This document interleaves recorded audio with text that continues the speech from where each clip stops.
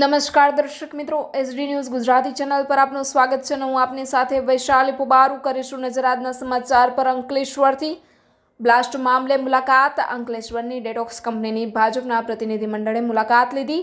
સાંસદ મનસુખ વસાવાએ કહ્યું, કેટલાક લોકો આવી દુર્ઘટનામાં પણ રાજનીતિ કરે છે.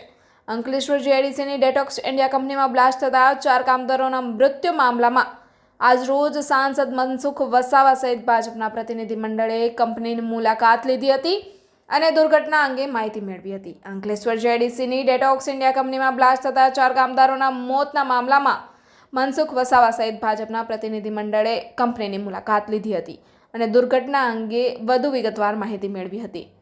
અંકલેશ્વર ઔદ્યોગિક વસાહતમાં આવેલ ડેટોક્સ ઇન્ડિયા કંપનીમાં બ્લાસ્ટ થતા 4 કામદારોના મોત નિપજ્યા હતા. વેલ્ડિંગની કામગીરી દરમિયાન પ્રચંડ ધડાકાભેર બ્લાસ્ટ થયો હતો, જેના કારણે આ દુર્ઘટના સર્જાઈ હતી. ત્યારે આજરોજ ભરૂચના સાંસદ મનસુખ વસાવા કંપનીની મુલાકાતે પહોંચ્યા હતા. તેમની સાથે ભરૂચના ધારાસભ્ય રમેશ મિસ્ત્રી, અંકલેશ્વરના ધારાસભ્ય ઈશ્વરસિંહ પટેલ સહિતના આગેવાનો પણ જોડાયા હતા.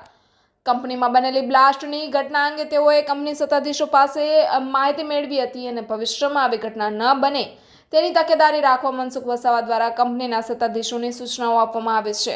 સાથે જ મૃતકના પરિવારજનોને બનતી તમામ સહાયની ખાતરી આપવામાં આવે છે. આ સાથે જ ભાજપના આગેવાનો દ્વારા મૃતકના નિવાસસ્થાને તેઓને પરિવારજનોની પણ મુલાકાત કરવામાં આવી હતી અને તેઓને સાંત્વના પાઠવવામાં આવી હતી. અત્રે ઉલ્લેખનીય છે કે દુર્ઘટનાના દિવસે ડેડિયાપાડાના આમ આદમી પાર્ટીના ધારાસભ્ય ચૈતર વસાવાએ વળતર મામલે લાંબી લડત ચલાવી હતી. ત્યારબાદ આમ આદમી પાર્ટીના ધારાસભ્ય ચૈતર વસાવાએ વળતર મામલે લાંબી લડત ચલાવી હતી. ત્યારબાદ આજરોજ મનસુખ વસાવા પણ કંપનીની મુલાકાતે પહોંચ્યા હતા. મનસુખ વસાવાએ ચૈતર વસાવાનું નામ લીધા વગર આડકતરી રીતે આક્ષેપો કર્યા હતા કે કેટલાક લોકો આવી ઘટનાને પણ રાજકીય રંગ આપવાના પ્રયાસો કરે છે, તે સરાસર ખોટું છે.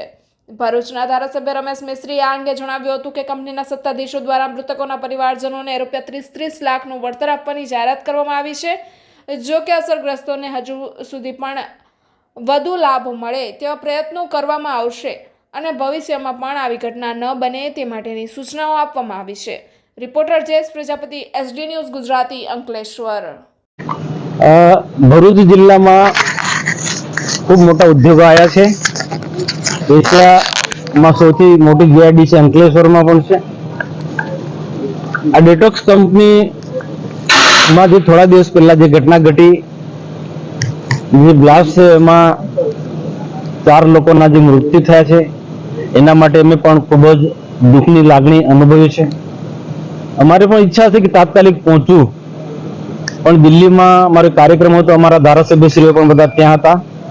પણ અમે જિલ્લા વહીવટી તંત્ર, કલેક્ટરથી માંડીને બધા જ લોકોનો સંપર્ક કરીને તાત્કાલિક જે પણ મદદરૂપ થવું હોય, જે સહાય કરવી હોય અથવા તો જે તટસ્થ ઇન્કવાયરી થવી જોઈએ, કોઈ પણ જાતનો બાંધછોડ ન થાય તપાસમાં, એના માટે અમે કલેક્ટર અને બીજા બધા જ અધિકારી, પોલીસ વિભાગને પણ અમે જાણ કરી હતી. દુઃખની ખૂબ જ લાગણી અમને પણ છે. એક પરિવાર, જે 4 પરિવાર છે, એમના પર જે દુઃખ આવી પડ્યું છે એ ખરેખર અસહનીય છે. છતાં પણ સરકાર અને અમે જે લોકો આ વિસ્તારના આગેવાનો, ધારાસભ્યશ્રીઓ, બીજા ચૂંટાયેલા પ્રતિનિધિ આ વિસ્તારના આગેવાનો સતત આ બધા જ જે ભોગ બનેલા પરિવારના સંપર્કમાં છે.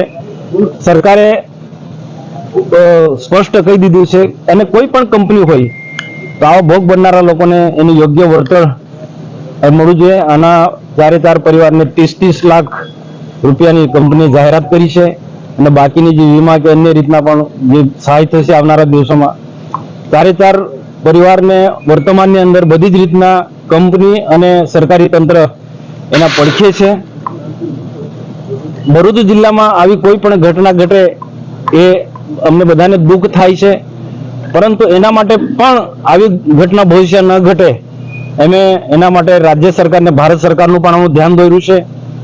એ કે ખૂબ મોટા ઇન્ડસ્ટ્રીઝ હોવાના કારણે આવી ઘટના અવારનવાર ઘટતી હોય છે. પાનોલીમાં પણ ગઈકાલે એક કંપનીમાં ગેસ ગળતરને લઈને એક ડેડિયાપાડાનો યુવાન એમાં મરી ગયો છે.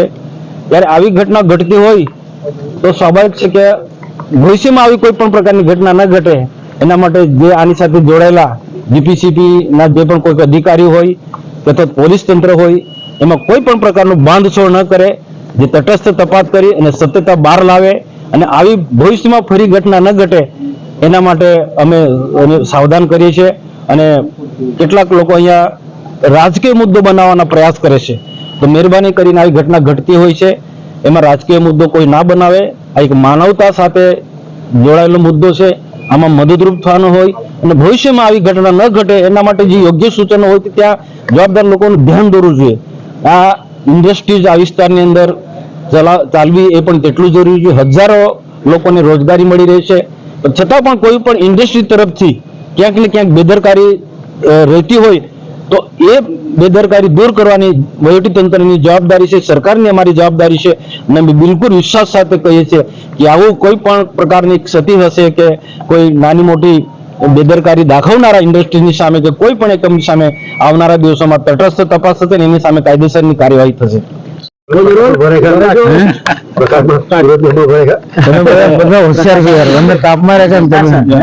અંકલેશ્વર જીઆઈડીસીમાં ડેટોક્સ કંપનીમાં થોડા દિવસ પહેલા જે અકસ્માત થયો છે જેના કારણે 4 લોકોના મૃત્યુ થયા છે.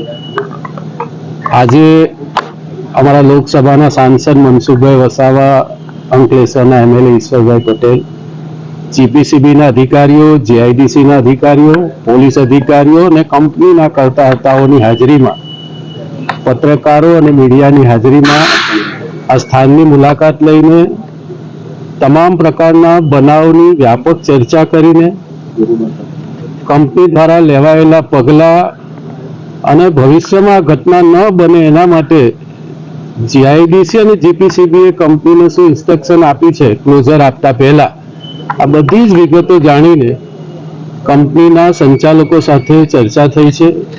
જે લોકોના મૃત્યુ થયા છે પરિવાર સાથે કંપની સંચાલકો અને કોન્ટ્રાક્ટર સંપૂર્ણ સહાયતાના મૂડમાં એને કેવી રીતે વધુમાં વધુ મદદ કરી શકાય એ હેતુ અને એ પણ આગ્રહ રાખવામાં આવ્યો છે.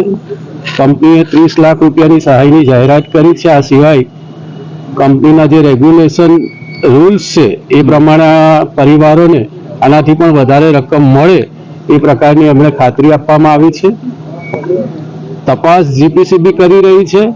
આગળની જે ડિટેલ છે જીપીસીબીના અધિકારીઓ પાસેથી જાણીશું અને ભવિષ્યમાં આ પ્રકારની ઘટના ન બને એ માટે કંપનીના અત્યારે જે હાજર છે એમની સાથે પણ અપેક્ષા રાખવામાં આવી છે. જે મૂળ માલિક છે કંપનીના, એમની સાથે પણ આ પ્રકારે અમારા સંસદ સભ્યોના નેતૃત્વમાં આ અપેક્ષા રાખીશું કે ભવિષ્યમાં ઉદ્યોગ પણ ચાલે, લોકોને રોજગારી પણ મળે અને આવી કોઈ કમનસીબ ઘટના ન બને એના માટે કંપનીએ જે પ્રિકોશન લેવાના હોય એ પ્રિકોશન લઈને આ વિસ્તારમાં પોતાનું કામકાજ શરૂ કરી શકે એ દિશામાં જે આખી ઇન્વેસ્ટિગેશન છે એ પૂરું થાય અને પરિવારોને સંપૂર્ણ મદદ મળી જાય એટલા માટે આજે અહીંયા ઉપસ્થિત રહીને અમે બધા લોકોએ તપાસ કરી છે.